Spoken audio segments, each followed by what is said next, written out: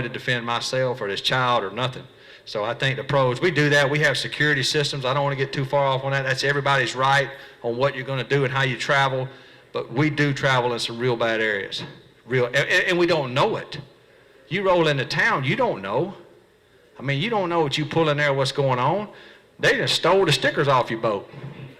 They scraped the paint off, put it in a jar. I ain't never seen nothing like it, you know. So I try to watch that. My wife will evaluate hotels to see what kind of 5-star rating. And now we rent a lot of houses. So I would say the new T&H boat alarm, the system's that Kevin promotes, it's like $150, $175.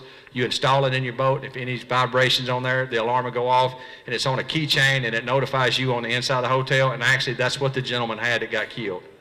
He had that keychain, and when it went off in his pocket, he knew somebody was in the boat. But when he went outside, he didn't have any idea. I don't think that's just a horrible, horrible situation. So, any other questions on that? Now that I got on the Second Amendment, I'm in all kind of trouble. Yes, sir. I don't unload the boat every night. I have people, they take their depth finders off. Now, when I rig my Triton, everything is flush. And there's not much on my boat that you can just reach in there and grab. My front depth finder is mounted in and screwed in. The one in the console is the same way.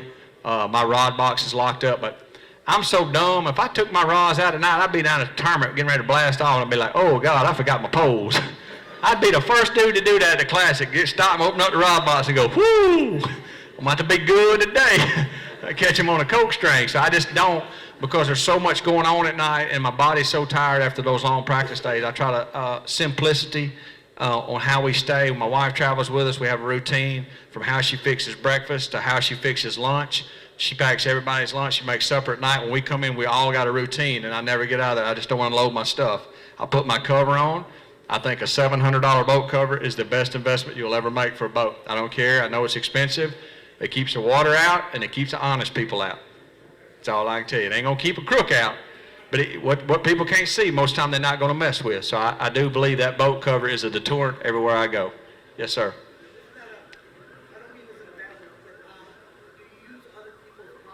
Absolutely. Absolutely, son. He's asking me how to use other people's product. Absolutely. My uncle used to say I drank OP. I said, what's that? He said, other people's. I'm just saying. You ain't never been to a picnic. You said, what y'all serving? Oh, other people's. Yes, I do. Will I promote it? No. Do I think you have to be open-minded? And I'll tell you the biggest lesson I ever learned is I'm fishing the FLW Championship, and that's when the Cinco first come out, and I'm pitching a Cinco on a 3/16-ounce weight at Cross Lake. John Savington won it. I'm in second place. I'm going to weigh in. It's him and I fishing for $250,000. Come down to that one tournament. I call Ed Chambers. I've been with Zoom Bait Company since I wore cut-off blue jean shorts and flip-flops. I still framed houses. I fished with Ed Chambers, the man that owns Zoom. He would come travel, get to my hotel room, and stay with me. I had a saw and a nail apron in the back of my truck. I was a construction worker with a big dream. This man took me under his belt and said, hey, I want to practice with you. And I've never turned away from that man, never. I get to this tournament. I realize I have a chance to win. I call Ed Chambers when I'm driving to the tournament weigh-in. I said, Ed, we got a problem. I said, I caught all these fish on Cinco, and I don't want to lie to these people in this tent. And he said, son, if you lie to them people in that tent and you lose the integrity of the fan, you will never sell my baits like you should be able to sell them again. It's the best piece of advice I've ever had. Because now when I tell people I caught them on a Cinco, they know I caught them on a Cinco. If I tell you I caught them on a Zumo monster worm, you know you can go buy you a Zumo monster worm. I'm not going to lie to you on stage about what I caught them on. I have to survive. Tackle business is funny, man. One company can develop a bait that's fire hot. If you don't fish it, you're just an idiot. Now, I don't go out and promote it on Facebook that, hey, I'm throwing a new double-headed whippy-diddle possum scrounger. No. But I'm going to buy me one. I've seen a few things in here I'm going to pick up. Now, I don't know about one of them $300 swim baits, but I've seen some little old worms in there I like to carry back to Alabama. But we do fish other people's baits a lot. I think you just have to, man. You never know when it's going to get hot. Any other questions? I mean, I've just gotten, hey. Ed Chambers crankbaits, yeah, makes them as a hobby. Makes wooden crankbaits. They're about $20 a piece on the internet, and you can't hardly get them. And he won't even give them to a pro staff member unless you go to the plant. He will not mail them. He makes a lot of hand carved, so if you ever see anybody online looking for an EC crankbait, that's Ed Chambers Senior Crankbaits. Y'all don't know it, Zoom Bait Company was started in a horse barn. Anybody know that? Horse barn. Biggest selling worm they ever had, the color. Anybody ever know what color it was? It's the biggest all-time color setter ever. Pumpkin seed, and it was a mistake. Made a bunch of them, and it didn't turn out right, and he threw them all outside on the carts, and all the guys that come over and help him pack the worms took them and started winning tournaments on it, so the bait that was a mistake ended up being the best seller that he ever had. There you go. Ed Chambers walks with a limp because his daddy was in the pool hall business and the gambling casino business back in the day. He carried a 45 on his leg, jumped in his truck running from somebody, and the gun went off, shot him through the right leg. So if you ever eat Ed, he's got a limp, started his business in the horse barn, and he's still a handshake kind of guy. I've been with him 17 years, and I will never leave him. The guy believed in me when I was eating hoop cheese and bologna and sleeping in my truck, and that's when sleeping in your truck wasn't cool. I tell everybody that. I said, me and Skeet was the guys that when sleeping in your truck was embarrassing. Y'all remember them days? I slept in my truck, and I would get up in the morning and walk around the ramp like I'd been there for 3 hours because I didn't want you to know I was so broke I couldn't get a room. Now it's actually cool, you know. Oh, he slept in his truck. I slept in my truck a bunch. Brushed my teeth with Mountain Dew. I've lived it, son. I'm telling you, I've ate hot bologna and had gas that embarrassed a giraffe. Slept on the floor of an 85 Ford F-150 truck with 300,000 miles just to fish the next tournament. Why? Because I wanted to. People say, what separates the average guy from the top guy? Want to. I asked a guy, Don Barone asked me, he said, would you ever write a book? I said, I've considered it. He said, what would you call it? I said, I think I'd like to call it A Whole Lot of Want To. You don't see kids anymore with a whole lot of want to. I see a lot of kids with their hands out. Anybody agree with that? Yeah, where's the want to? Have you tried to the point you can't get up? Have you spent every dime you had and borrowed it to go do it again? Have you exhausted every effort but still felt like you was a winner? When you do all that, then you can come talk to me about sleeping in the bottom of a truck, because that's where Skeet and I was. Skeet and I met in the parking lot sleeping in her vehicle. We laugh about that. I would get up in the morning and walk around in the parking lot and tell you I've been there 2 hours getting ready for a tournament like I was doing calisthenics. I didn't want you to know I was a broke construction worker from Warrior, Alabama, didn't have no money. I was there to fish that tournament. That's what my life is. And still to this day, I love to fish, guys. I can't stop. When I go home, you know what I do in the summertime? I fish. As soon as I get home, fish 5 weeks straight on the road, get home, do business for 2 days. My wife said, where you going? Fishing. Well, who? My buddies. I'm going to catch a catfish, a brim, a gar. If it bites, I reel it in. The love for bass fishing is in me and will never leave. I tell people that. I said, dude, I didn't choose fishing. Fishing chose me. I can't shake it. It's like something in my heart that'll never leave. You can't change that. So I get a little on the side when I have guys coming to me and say, man, I've tried real hard to make it fishing. I just couldn't make it. Really? Have you exhausted every effort? You didn't try hard enough. I come from a football team, guys, that had 18 kids, and one of them was not a real good ball player. We won one game. When I tell you I know how to lose, I know how to lose with the best of them. We got beat in a fashion where they had to put more numbers on the scoreboard with paper. Dead serious. I mean, I know what losing's all about, but I know what it's like to stand in a huddle in a team when you're the running back, and these kids are looking up to you, and it's 59-0. What do? Do you have it in you to pick it up, play again, or are you just going to throw the towel down? I don't care how bad you beat me down, I'm coming back. I don't care. I can go to Classic, finish dead last. When I get to Toho or I get down to Florida, I'm coming at you. I'm coming at you with everything I got. If I lose, you go again. I tell everybody, I said, I learned more about playing on a losing football team than I ever did playing on a winning football team. You never know what it's like. I said, I can go down the Elite Series and take all 100 guys, and I could check beside their name who's played a team sport. Y'all believe I could? I could check every one of them. Who's a baseball player, who played in a team sport, because that guy is a guy that'll hurt you. Because you know what it's like to give and exhaust yourself. Have people come out to the tournament and say, dude, y'all fish 21 days straight. How do you do it? I just don't want to lose, man. I got no other explanation. There ain't no secret medicine. Losing's not an option, you know. I'm going to get up in the morning and do it. My daddy only left me one thing, a good name and a work ethic. I will work. I will work to the point when I'm not on them, I can beat you.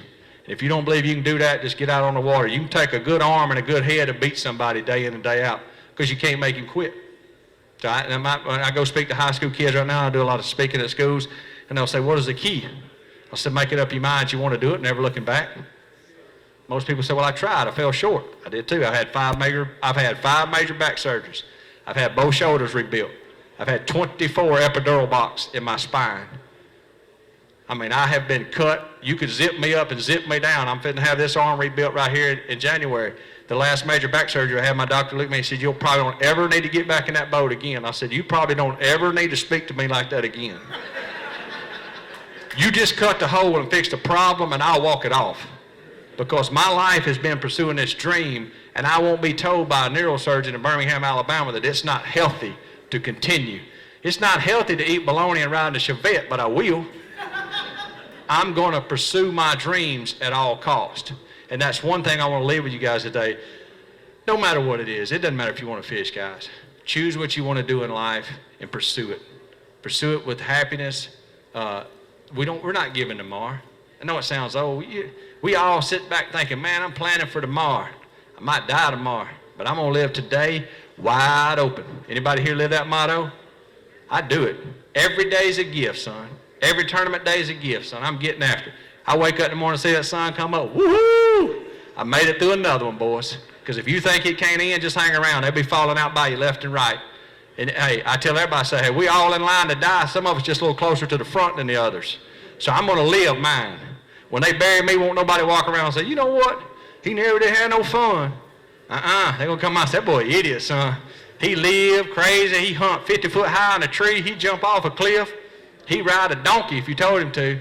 I'm living life to its fullest at every day. And I think that's what my whole message to you today when I come to California is live that way. Be positive, man. Be positive on the water. Be positive in the community. And you know what my whole PMA deal, you know what it helped me be? A better father, a better husband. You know, I learned to control this up here. And as men, we're wired a little different. Just look at Ike and Nellie. Every now and then his red and black wires hit. You know. They'll short out. So you're wired a little different. When you control those thoughts, you're naturally a better person. Everybody agree with that? I want some PMA when I leave here now. I want to say, when you get out there and break one off, now don't make fun of me, because if my gunners want to break one off, I'm going to have 35 seconds of non-PMA, so just work with me. I ain't saying I'm going to break the windshield on my Triton, because mine's tougher than I can As you headbutt mine, you're going to lay on the floor for a minute, I promise you. I don't understand how he can kick his depth finder off in the water and it never stops working. Whew. Would y'all think he'd be a good sponsor for Riddlin? I'd like to see that one time introduce it to classic Mike Iaconelli, his new sponsor, Riddlin. See, that's the kind of stuff I think's funny. If Duckett was sponsored by a chicken company, you call it Chicken Bucket Duckett. Why not think of the stuff when I'm out here on the water? It just crosses my mind a lot. Guys, I want to say that. One more question.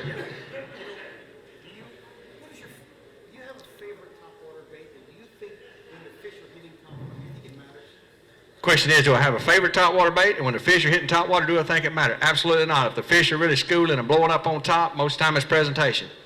If they're hitting behind and they're not getting it, most of the time you're just fishing it too slow. I don't care what it is. You can take a spook, Lucky Craft gunfish, you can take any of those baits and throw it in there, and even if they're not biting a walking bait, you can burn it through them, reel it, and they'll bite it. Most of the time, if they don't bite your bait, you're fishing it too slow. Every time. It doesn't matter. If they blowing up and you throw it out there and they foaming at the water and you throw your little bait out there and you go bloop. You sit there for a minute, bloop, what you waiting on? They was eating. When they ain't got no basket to put it in, when they come up, they chomping on it, son. Get the blooping. Bloop, bloop, bloop, bloop, bloop, bloop. 4 or 5 of them run into it. I see guys throw the topwater bait out there all the time. They said throw it out there and bloop it one time. Bloop. They're going to let the rings go away. I said, Lord, is he reading the writing on the bottom of it? What's the deal, you know? I'm a bloop, bloop, bloop, bloop, bloop, bloop, bloop. I'm going to bloop them right on up, you know. 90% of the time, if a fish gets too good to read on the bait, he won't take it. You guys ever been fishing soft jerk bait or something? This is the home of the swim baits. I don't know much about them, but I call it the ooh-ooh bait. Because you reel it in, they're always behind you. You go, ooh, ooh, ooh, ooh. It's a big one. My bad. That's what I call ooh-ooh baits. Make me an ooh-ooh swim bait. When they get behind mine, pull a string, blow them up. Boom! Hi, gotcha. I tell my buddy all the time, I say, I throw the swim bait, you get the bow, when they swim up here, shoot them. Most of the time they don't get it, guys. They got too good a read on it. Water's too clear, it's not enough wind, they see it too good, you can't trick them.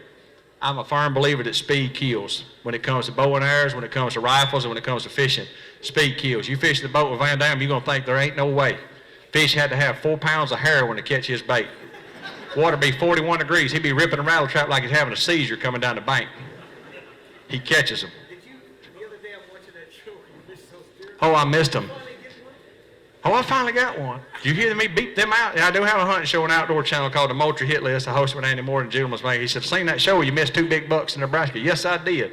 I got just as mad when I missed them 2 deer as I do when I missed fish. And the cameraman says, dude, you shouldn't get so bent out of shape. I said, you should shut up. Because see, he give me this, and the camera roll, that means no light. Well, that's exactly what I give him. We're in a tree, and he give me this, and I give him the old Alabama salute, the one finger. And he's calling me off because the Outdoor Channel won't let you air the deer if the camera's past number 6 in the game. It's too grainy. I don't care what the Outdoor Channel says. This is a 160-inch deer. I'm in Nebraska. My toes are so cold I could break them off, put them in my pocket. I got snot dripping on both boots. If he gets close, for the love of God, I'm shooting. I would rather shoot and miss and say I tried to sit there and say, well, I just couldn't get a clear shot, Jim. There ain't no such thing as a clear shot. You got an arrow, shoot. Miss big, hit big. I'll throw them out there, dude. People say you shouldn't jerk so hard when you're flipping. That's the best part of fishing. Wouldn't you agree? I'm going to punish this one for the last 71 not biting it. If I can trick one of them, oh, is he going to be mad on them other ones? Because I am going to skin him up. I see guys up there running around the boat. You see them out there going, oh, that's a big one. What are you doing? Real. It's like 3rd grade pencil sharpener. If he's coming end over end, I promise you he can't pull off. Huh? Would you rather somebody jump on you in a fight and hit you one time and let you stand up and look at him? Dude jumps on you and power rolls you, you're done. You don't know if you're hitting your own self or biting your own feet. When I jerk flipping, if he's going end over end, it's in my advantage. When you stop and start this around, oh, my heavens, it's a big one. And then here's the part that I don't get. Of course, they beat me with it, so I just have to laugh about it. They get the feet up about the fish is about 6, 8 feet from the boat, and they just throw the rod up there and start grabbing the line like we're hand lining. Oh, God, what the crap? I do that and every one of them comes off. Every one of them. I know when the fish is pulling and going down, he's going to pull off. If he's going end over end, I got 20-pound sunline on there. I got a $300 quantum rod. I got a quantum reel.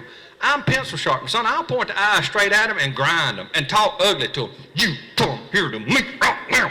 He just in the carpet. We'll talk about it when we get to weigh in. I'll look at him and admire him then. But right now, I need to catch him. And jerking makes me happy. Happy, happy. I like it to sound like lightning when you flip in there, you know what I mean? And the guy said, good God. I said, just warming up, stretching out. That's when my back's bad, son. I'll throw L4 and L5 out on one hook set. Anybody here for that? Anybody ever jerk and pull a reel? I have 2 or 3 times. Jerked so hard my ribs hurt. I sit down for a minute, I'll be like, oh, God, that's a stinger right there in my ribs. What happened? I was jerked too hard. I could separate my ribs. Was it a bite? No, it probably was pine straw fishing line. I'm just warming up. I'm not scared to jerk. Y'all fish a jig with me, I jerk on everything. My jig falls on an oak leaf and drifts to the left, I'm pulling the trigger. I promise you. You let me get a little fishing line on it, no, I'm swinging. Let me throw somewhere and pick it up and it's hung, I'm jerking. Jerks are free. Mistakes can be expensive. Them jigs, $3.99. A 4-pounder could be $500,000. Swing. In the words of Ryan Klesko when he played baseball for the Braves, I'll give the boy this. He swung so hard he'd come out of his shoes. I kind of like that guy. You might have struck him out, but he swung hard. He wasn't going to go down watching the balls. Now y'all know how I feel about that. So I got sidetracked right there on that jerking part. I get excited just thinking about my next bite. Yes, sir. You know, if you're on a pretty good school schedule, what kind of things do you think that you might be able to do to get some bigger ones out there? If I'm on a school of fish, what would I do to try to get the bigger ones out there? Most of the time it's pretty simple. You just try bigger baits. Bigger baits, you just kind of keep going upsizing, upsizing, upsizing. And, you know, it's kind of hit or miss. I've done that and it worked, and I went out right opposite and went small and it worked. I think when you're on a school of fish and you catch a majority of them are 3 pounds and you know you need something bigger, the key then is to change. Don't keep doing the same thing. Just change up a little bit in there. Speed, size of baits, action, any of that will help. Any other questions? All right, I don't want nobody on Facebook talking about me, my pistol. My bad. I want to say thanks to everybody for coming out today. Y'all get a chance to watch the classic, Gerald Swindle. I'm out.